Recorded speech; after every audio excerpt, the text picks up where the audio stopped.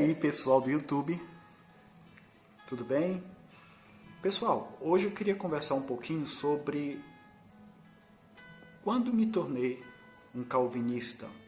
Certamente você sabe o que é calvinismo e você sabe quem é João Calvino. Eu pensei que de fato era calvinista segundo Calvino, porque eu costumava falar muito sobre isso.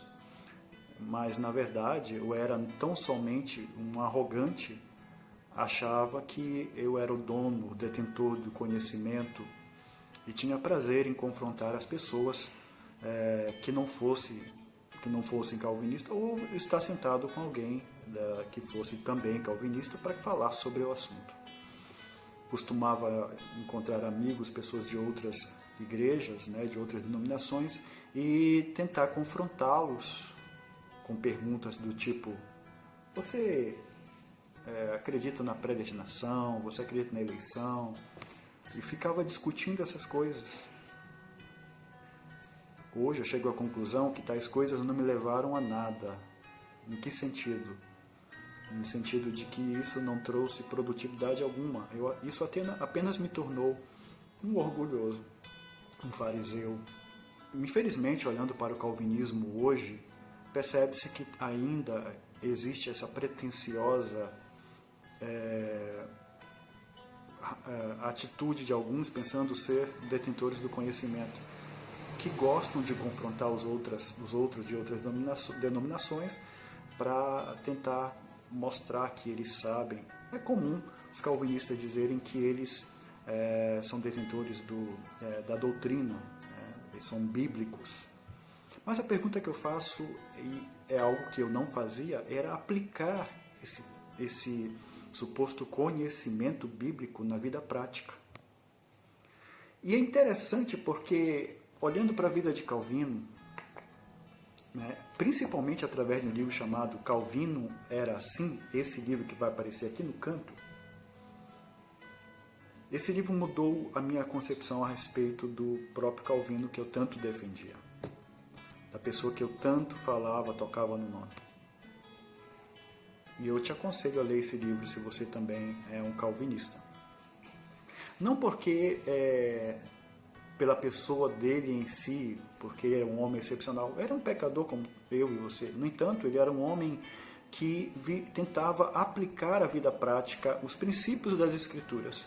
E uma das coisas bem interessantes que eu quero trazer para você, que está aqui nesse livro aqui, ó, não sei se dá para você ler, que é O Futuro do Calvinismo, que foi escrito por Leandro Antônio de Lima, publicado pela editora Cultura Cristã.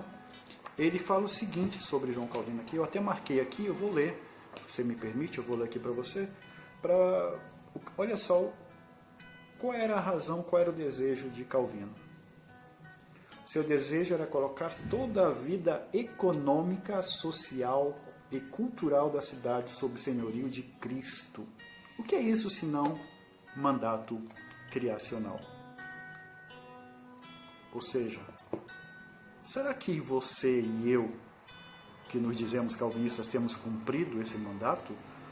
Será que temos pensado em fazer com que toda a vida humana, todos os aspectos da vida humana sejam rendidos a Cristo, ao senhorio de Cristo? E esse era o propósito na criação. Quando o primeiro mandamento dado a Adão foi justamente isso. Foram esses mandatos, os mandatos criacionais, mandato social, mandato espiritual e mandato cultural. É muito comum termos a atitude isolacionista. Por quê? Porque achamos, muitas vezes, talvez por uma concepção grega, uma mente dualizada, de que a cultura é má, a cultura é demoníaca, essa cultura demoníaca não tem nada a ver com Deus. Tudo é do Senhor, tudo foi criado por Deus. O diabo não criou nada. E é nosso papel como cristãos espelharmos Cristo nessa cultura, fazer com que a glória de Cristo espelhe nessa cultura. Mas será que meras palavras ou discursos calvinistas vão fazer com que a sociedade se torne algo melhor? Ou será que é o poder contido no Evangelho que vai produzir essa mudança? Há um outro personagem muito conhecido também, chamado Abraham Kuyper, ou Abraham Kuyper, que revolucionou a sua época na Holanda. Foi um primeiro-ministro holandês, um homem profundamente piedoso e que também era um calvinista. Olha só, qual era o propósito dele? O autor do livro, como o autor do livro descreve Kuyper? Olha só. Kuyper foi um pensador e teve um talento incomum de organização e comunicação. Ele sabia se dirigir ao povo comum com maestria. Kuyper foi um pensador e teve um talento incomum de organização e comunicação. Olha só. Outra coisa sobre ele, como ele via o calvinismo, na concepção dele, o calvinismo não podia ser fossilizado, ou seja, não se deveria meramente copiar o passado, repetindo-o sistematicamente, como se o calvinismo fosse uma petrificação, mas voltar à raiz viva da planta calvinista para limpá-la, regá-la e assim fazê-la brotar e florir uma vez mais. E na opinião de Kuyper, isso deveria ser feito de acordo com a nossa vida atual, nestes tempos modernos e com as exigências dos tempos por vir. Era um homem que estava à frente do seu tempo, que pensava o calvinismo não como algo estanque, não como algo antiquado, ele não estava ligado ao passado meramente. Ou ele não queria que os mesmos moldes calvinistas se implantassem, mas ele adequava os princípios calvinistas à sua época. Não que ele tentasse torná-lo mais aceitável pela sociedade sendo relativista, não, pelo contrário. Mas ele entendia que nós precisávamos regar e para que ele pudesse crescer, desenvolver nesses tempos. E o que significa ser calvinista? E por que eu me tornei calvinista? Bom, anteriormente eu era um calvinista arrogante, pretensioso e me achava o dono de todo o conhecimento. Mas hoje vejo que de fato não sabia nada, porque não aplicava o suposto conhecimento das doutrinas básicas da fé cristã e principalmente das Escrituras à vida prática. E muito menos fazer com que a luz, que devo ser nas trevas, como todo cristão, e sal, brilhasse nas trevas. Então, o que me fez tornar calvinista foi esse princípio de fazer com que a luz de Cristo, que os princípios cristãos, que os princípios bíblicos estabelecidos pelo nosso Senhor cheguem a todas as áreas da sociedade, inclusive a arte, como um todo, a literatura, a música, ao teatro. Mas o que tem a atitude? Qual tem sido a atitude da igreja? De afastamento dessa cultura. Eis a razão pela qual a gente vê exatamente pessoas ímpias tendo todo acesso à educação, à cultura, às artes como um todo.